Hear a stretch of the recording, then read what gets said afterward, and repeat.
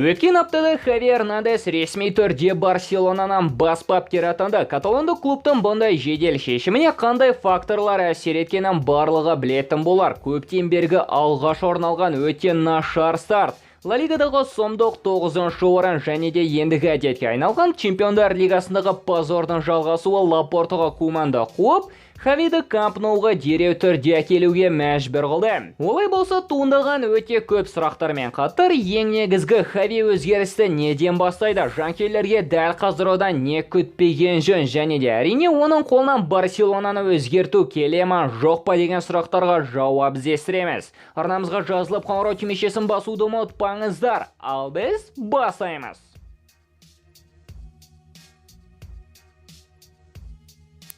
Бүгінгі бейнероликте Барселона бұндай халге қалай жеткеніне өте көп акцент қоймайтын боламыз. Блограндықтардың философиясының құлдыруы жеке меніңше 2014 жылы әйгілі MSN үштігінің требліне дейін басылды.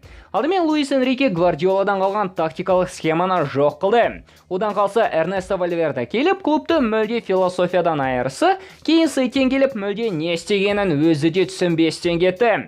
Ал осы жылдар бойы бұған көз жұма қараған Бартомеу каталондық ойын үлгісіне мүлде үйлеспейтін провалды трансферлерге миллиондарды шығындап, каталондық клубтың бүгінгі таңда басына түскен дағдарысты кешуіне әкелді. Осының барлығы клубтың жыл сайын Евро-аренадан позормен ұшуынан бұрын өзін-өзі ұмытуына әкелді. Ал соңғы матчтерде Барселона тіптен әр клубтың ойын үлгісін көшіруге дейін барды.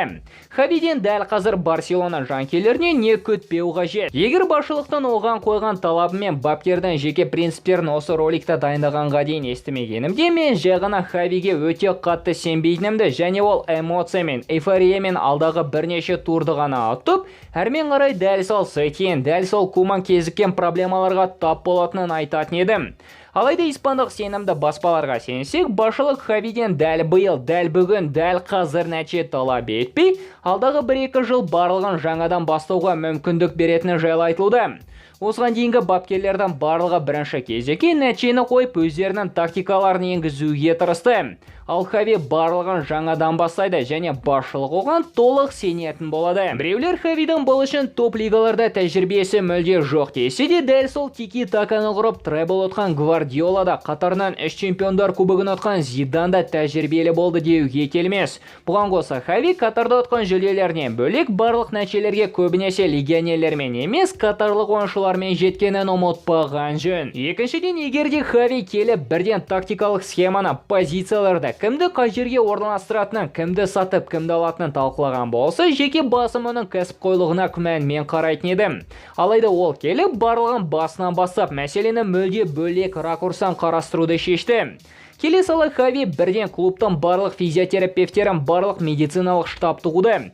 Және бұны түсінуге болады. Соңғы жылдары каталондық клуб ойыншылары бұлшықет жарақатын өте көп алып, өте ұзақ уақыт емделеді. Және бұған әрине барлық персоналдың кінәсі бары анық. Үшіншіден, Хави клубта өте қатаң дисциплина көргісі келеді. Енді клуб ойыншылары жаттығуға 1,5 сағат бұрын, ал бапкерлік штаб 2 сағат бұрын келуге міндетті. Футболшылар енді әркім әр жерде кафе мейрамханаларда емес, кәсіпқой диетологтардың қарауымен клубта тамақтанатын болады. Ал жаттығуға кешкен ойыншылар айыппұл төлеп қатаң жазаланатын болады. Жоғарыда айтқанымдай, Энрикенің кезінен басталған құлдыры осы дисциплинаның жоғалуынан болды десек те артық болмас. Ал Хави бұны қайтарып, тым босаңсып кеткен тәртіпті қатайтады. Тактиканы өзгертіп, қандай галактикос алып келмесен де, тәртіпсіз алынған білім адамзаттың қашауы деп Әл-Фараби атамыздың айтылған сөзі бұны анық суреттейді.